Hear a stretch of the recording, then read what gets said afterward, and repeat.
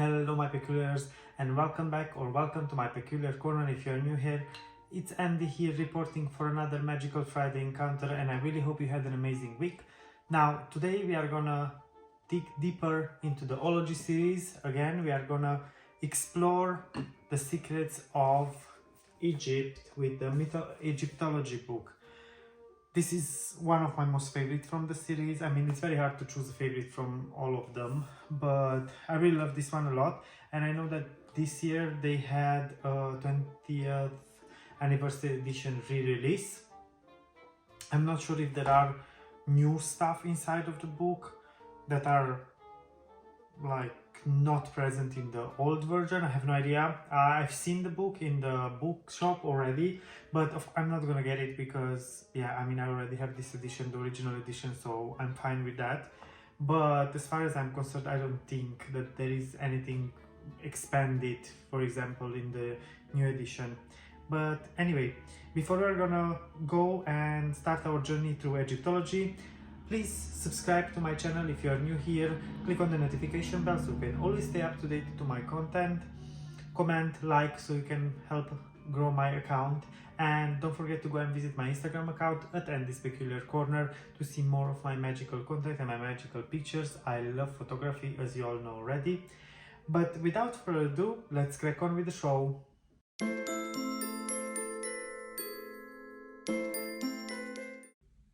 Here we are back and ready to go on our adventure through Egyptology. Now, as you can see, as any other Ology book, it keeps the same design. We have some nice hieroglyphs here, which are with gold foil, and also we have the jewels that we are used to in all the covers of the Ology series. We have some jewels or some interactive material on the cover.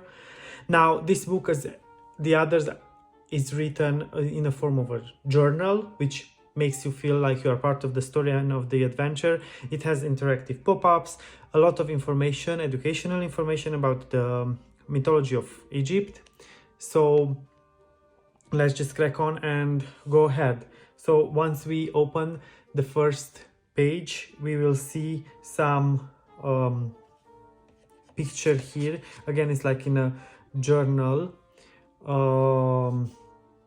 with pop-ups, and also we have here a letter. Miss Joanna Sutherland, artist illustrator, Tory Lane, Cambridge, Massachusetts. And here we have Candlewick Press, Dover Street, Somerville, MA 02144. Now if we open this letter, here is the letter that we have. I hope it's focusing properly so you can see. I will just read a bit of the letter because it's quite long, so I'm just gonna, put for you, like I'm gonna keep it open for you to just pause if you want to read the letter. But here it says, "Dear Sir and Madam, further to our telephone conversation, please find enclosed with this letter the Egyptian book we discussed. As I mentioned, it is the journal of my great aunt, Miss Emily Sands, who was a keen amateur Egyptologist. I think you will agree that it has a unique and unusual history. In 1926, 4 years after the discovery of the tomb of Tutankhamen, a group of Egyptologists led by my great aunt set out across Egypt, armed with a papyrus text of almost unimaginable antiquity. This papyrus had been brought to England sometime in the early 18th century and then found its way into the possession of the Farncombe family. I remember reading somewhere that there was speculation that this precious manuscript described the actual location of the lost tomb of Osiris, that in fact the whole legend of the god Osiris, his enmity with his brother Set, his eventual murder, and his secret burial by his wife, Isis, were perhaps folk memories of a real king of Egypt who lived during the earliest period of Egypt's civilization. The reason for this speculation was that the image on the papyrus showed Isis granting eternal life to her husband in a most unusual fashion on one side, while mentioning that Osiris was in the Holy Mount on the other. This Holy Mount has on occasion been associated with the island of Biga near Aswan." And then there is more information here for you if you want to pause and read more. Okay, here we have Egyptology Search for the Tomb of Osiris, being the journal of Miss Emily Sands, November 1926, and then the rest we don't know. Here we also have like a postcard from Egypt. And then we have arrival at Cairo, Monday 1st of November 1926. And here we also have a papyrus, beautifully illustrated. Very nice. And here it says the Farncombe Papyrus. The two lines of hieroglyphs on the left read, Isis, Lady of Heaven, Mistress of the Gods, she grants that you may live forever and eternity. On the right, Osiris, the great god, foremost in the west, Lord of Busiris, who is in the holy mound. Yeah, these are the hieroglyphs that they are talking about there. As mentioned, it's very beautifully done, the book, and structured. Here you have illustration of the pyramids. Then here we have notes on ancient Egypt, Monday 8th of November 1926. Here we have something about Isis, Osiris, Horus, Seth, some temperatures in Egypt. Here we have international distances, and as we are used, there are always maps, right, in the ology books. Well, here we also have a map. If we have a map of the ancient Egypt, I really hope it's visible for you. And this map expands a bit, so I'm gonna do this. You can see the upper part of the map, and then I'm gonna go down. You can see the downside of the map. And I really hope it's gonna be centralized properly. Okay, and here we also have some extra information and a sketch.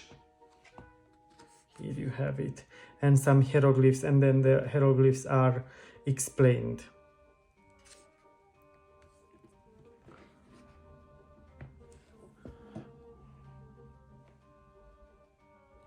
Okay. A trip to Giza, Tuesday 9th of November 1926. Now here it's super cool. It's done how the pyramids look like inside. So you can open each pyramid, and then we have the pyramid of Menkaura, the pyramid of Khaefra, and the Great Pyramid of Khufu. And you have an explanation of each and what's inside.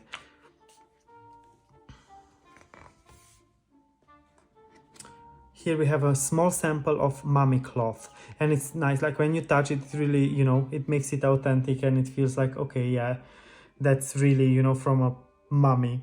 And we also have King Zoser here, some illustrations. We have the evolution of the step pyramid, and then we also have a mummified baboon, mummified cat, mummified ibis. The next is Beni Hassan and Amarna, Saturday 27th of November 1926. Here we have understanding the hieroglyphs, so we have it explained what each hieroglyph with the letter, and we have some group signs, determinative signs. So yeah, it's super cool. You can just write your own hieroglyph messages, you know, if you want to have a secret language after reading this book, and you can always, you know, type secret messages with your friends and go on an adventure, your own adventure. Now we have a Sacred Abydos, Friday 10th December 1926, and here we have the Osirion, built by Seti I. It was later falsely thought to be the site of the tomb of Osiris. And here we have the temple of Seti I. The decorations on the temple were completed by Seti's son Ramesses II the Great. As I mentioned in the beginning, the book is full of pop-ups. Here we have H.W. copied the part of the king list of Seti I carved into the walls of his temple. And here we have some Jers bracelets of gold, lapis lazuli, amethyst, and turquoise. And also here we have some plumb line, trowel, and pegs, brushes, string, camera, flashlight, large brush, tape measures. I presume this is all a real explorer needs in his bag when going on her bag, when going for an adventure to explore new lands. Here we have Deir el Bahri, Sunday 12th of December 1926. Some hieroglyphs. Here we have the rules of Senet. How to play Senet. This is like, it's like a game. And here we have Senet, we have the game itself. And as you can see, we got some, I don't know, like let's call them sticks in a way. Yeah, and I've never played the game, to be honest. So, I don't know, but you have something that looks like little pieces of like in a chess, you know, you have them different. You have it like this, and then you have it like this. And I guess this is the table for the play, actually.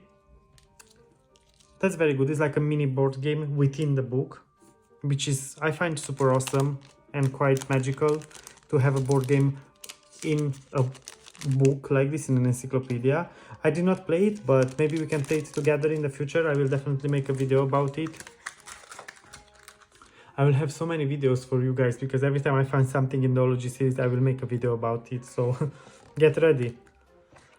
Now, the next thing we have here is the Valley of the Kings, Thursday, 16th of December, 1926. This is one of my most favorite parts of the book. We have a mummy here, a sarcophagus, and then when you open it, you know, you just go, you have the first coffin, and then you have second, and then you have the third, and then the fourth, the mummy wrappings. And you have an explanation for each. I find this super nicely done. And then at the end, you have the mummy itself. It's so nicely done. I just love it. And then here you have some jars, and you know, that were put with the mummy together.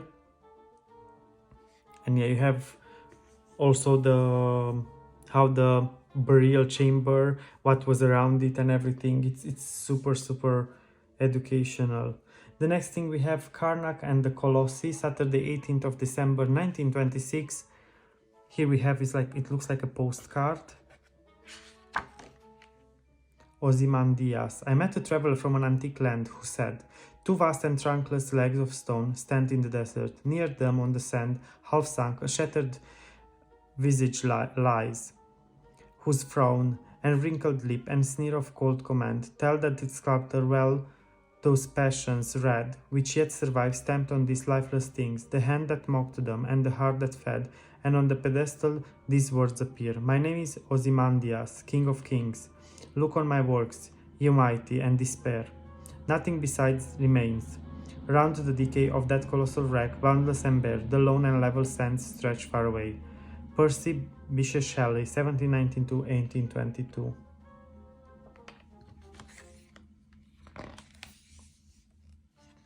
Here again we have a postcard, and here is the City of the Hawk, Saturday 25th of December 1926. The Tutankhamen exhibition, High West Street, Dorchester. And here is Season's Greetings. You have Merry Christmas, Emily. Then we have the Temple of Horus. Then about Set and Horus. A Trip to Nubia, Friday 31st of December 1926. Again, here we have an illustration. And I will try and open it for you. And here we go. This, the first of two hippo-style halls, contains 6 statues of Osiris. On either side, the walls are covered with reliefs that show Ramesses riding his chariot and spearing an enemy. The sanctuary lies 150 feet from the entrance to the temple. The temple was built with such accuracy that twice a year at dawn, the rays of the sun shine through the doorway and light up these figures. And you can see here the figures. Very nicely done. Then we have back to Philae. Tuesday, 4th of January 1927. Here we have something, the Egyptian Book of the Dead. The Egyptian Book of Dead, chapter 30b. The chapter for not letting Annie's heart create opposition against him in the God's domain. And here we have Annie and Horus. Annie's heart is weighed by Anubis. Annie and his wife Anubis taught Amat. You can see here the shrine of Osiris, Osiris and Isis and Nephthys. beautiful. And here it says that this text of chapter 30b of the Papyrus of Ani, based on the translation of E.A. Wallis Budge, 1890. And the images copyright are the trustees of the British Museum. The Tomb of Osiris, Wednesday, 5th of January 1927. We don't know for sure. Here we have some illustrations. And here it says a publisher's note. At this point, Emily Sand's journal ends abruptly. It was followed by several blank pages, some of them bearing coffee stains, we can see here one, which have not been included in this facsimile.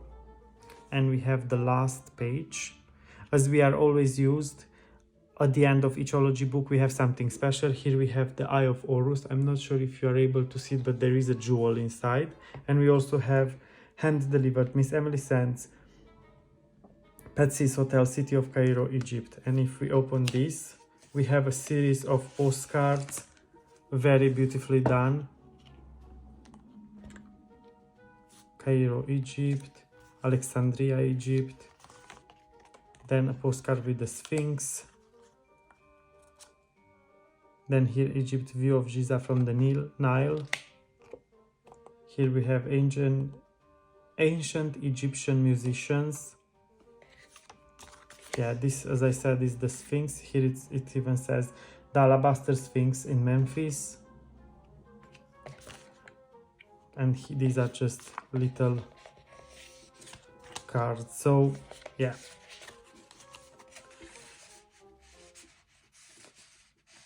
I really hope you enjoyed this book. I really like it a lot. And Egyptology also comes with Egyptology writing kit, which I have, and also an Egyptology like handbook. So we are going to go through those as well in the future. And now on the back, as always, we have obviously a message. The pyramids reminded me of all I came to Egypt to discover: the dusty tombs, the ornate temples, the golden treasures, and the strange unearthly mummies. But I have also come to find something more. Emily Sand in 1926. And we have two eyes of Horus here. Of Horus, yeah. So I really hope you enjoyed this book. That's it for today's video. As you can see, we are going week by week, discovering more and more about the Ology series and all the mysteries around these encyclopedias. As you know, I love it a lot. It's one of my most favorite book series. I really hope you are enjoying this as well. And until next week and our next meeting, don't forget two very important things. Stay magical, stay peculiar, always. Bye for now.